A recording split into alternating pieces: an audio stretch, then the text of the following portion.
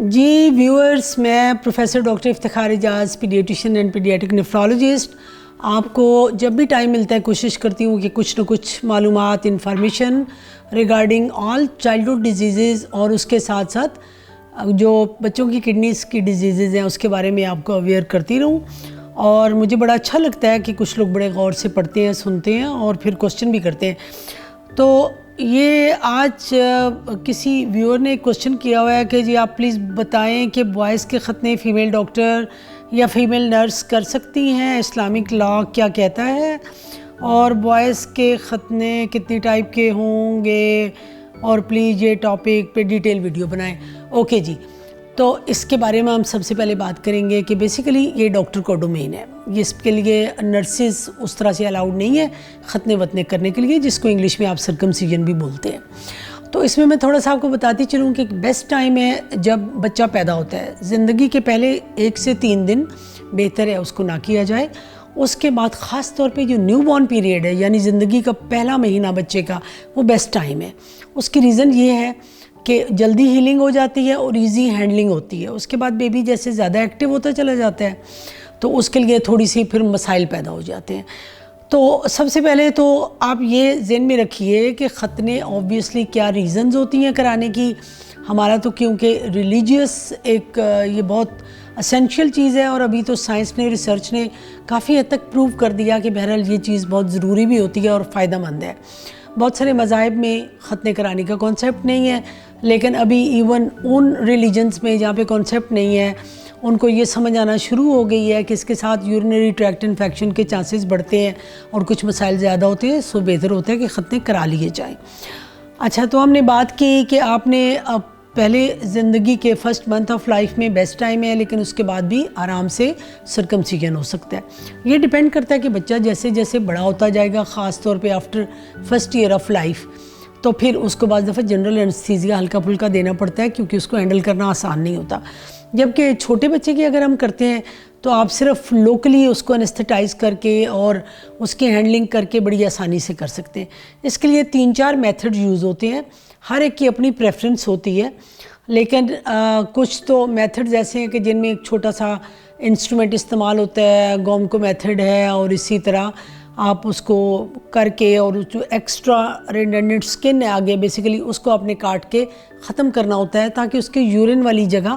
Expose رہے، بالکل open رہے اور ایزلی وہ یورین کرے اور آئندہ زندگی کے مسائل سے بھی بچ جائے۔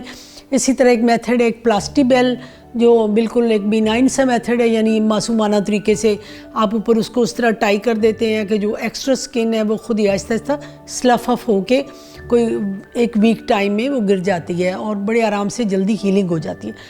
کچھ لوگ پریفر کرتے ہیں کہ اس کو ایکسٹرا سکن کو کلیمپ کر کے، اس کو کاٹری ایک میتھڈ ہے جس کے ساتھ آپ کٹ بھی کر دیتے ہیں، ساتھ ہی ساتھ کویگولیشن ہو جاتی ہے اور پھر بلیڈنگ کا چانس بہت کم ہوتا ہے۔ تو یہ ڈیفرنٹ ٹیکنیکس ہوتی ہیں، ان میں ہیلنگ بھی بہت آسانی سے ہو جاتی ہے، اس میں کوئی مسئلہ نہیں ہوتا۔ اچھا، رہ گئی بات کہ کیا فیمیل ڈاکٹر ختنے کر سکتی ہے، تو جو بالکل کر سکتی ہے، کیونکہ فیمیل ڈاکٹر بہرحال آپ کی معالج ہے۔ اور اگر یہ پرابلم آتا ہے، کیونکہ مجھے نہیں پتا کہ اس میں ہمارے علماء حضرات یا ان کی ورڈکٹ کیا ہے، لیکن کیونکہ آپ کو پتہ ہوگا کہ کچھ ایمبیگوس جینیٹیلیا اور مسائل بھی چھوٹے بچوں کے اندر ملتے ہیں، اور ہمیشہ فیمیل ڈاکٹر اس کو ہینڈل کر رہی ہوتی ہیں اور بڑے اچھے طریقے سے ہینڈل کر رہی ہوتی ہیں، کیونکہ جب بچہ معصوم ہے، چھوٹا ہے، تو اس میں کوئی ایمبیگوٹی نہیں ہے، وہ میل فیمیل دونوں جینڈر کو فیمیل ڈاکٹر آسانی سے ہینڈل کرتی ہیں، اور بالکل ریلیجیسلی یہ چیز ناجائز نہیں ہے۔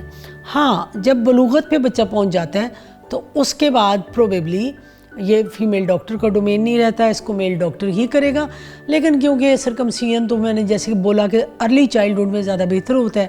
تو اس لیے آپ جتنا ارلی کرا لیں اتنا بہتر ہے۔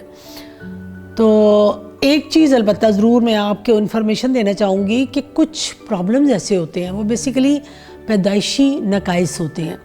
جن کے اندر جو نارمل سوراخ ہے یورین کرنے کا بوائز کے اندر، وہ اپنی جگہ سے ہٹ کے کبھی کبھی فرنٹ والی سرفیس پہ ہوتا ہے، اور کبھی ایسا بھی ہوتا ہے کہ وہ نیچے والے حصے میں چلا جاتا ہے۔ کبھی تو وہ نارمل اوپننگ جہاں پہ ہوتی ہے اس کے قریب ہوتا ہے، کبھی بہت پیچھے گولیوں کی طرف بھی جا سکتا ہے،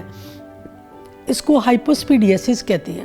اسی طرح اگر اوپر کی طرف ہو تو اس کو ایپیسپیڈیسس کہا جاتا ہے۔ تو یہ سچویشن ایسی ہے کہ جس میں بعد میں ایٹ ٹائمس کریکٹیو سرجریز کرنی پڑ جاتی ہیں.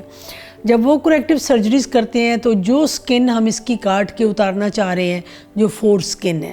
بیسیکلی اس کا استعمال اس ریکنسٹرکشن میں ہوتا ہے. تو ایسی صورت میں فوری طور پہ بغیر سوچے سمجھے آپ نے ختنے نہیں کرانے ہیں. آپ نے اپنے ڈاکٹر سے ضرور ملنا ہے, اور ایتھینٹک ڈاکٹر ہونا چاہیے جو آپ کو گائیڈ کرے گا کہ ابھی کرانے ہیں نہیں کرانے. اور اگر ایسی صورتحال ہے جہاں سوراخ اپنی جگہ سے ہٹ کے ہے تو اس میں تھوڑا ڈیلے کرنا ہے, کیونکہ جب تک وہ مسئلہ حل نہیں ہوتا بہتر ہے آپ سرکمسیژن کو پوسٹ پون کریں. تو امید ہے آپ کی یہ کوئری سیٹل ہو گئی ہوں گی. اگر اس کے باوجود بھی کوئی کوشچن ہے تو مجھے بہت اچھا لگتا ہے جب آپ اتنے غور سے سنتے اور دیکھتے ہیں. آپ ضرور کوشچن کیجئے, میں اس پہ مزید ایک ڈیٹیل ویڈیو بنا دوں گی.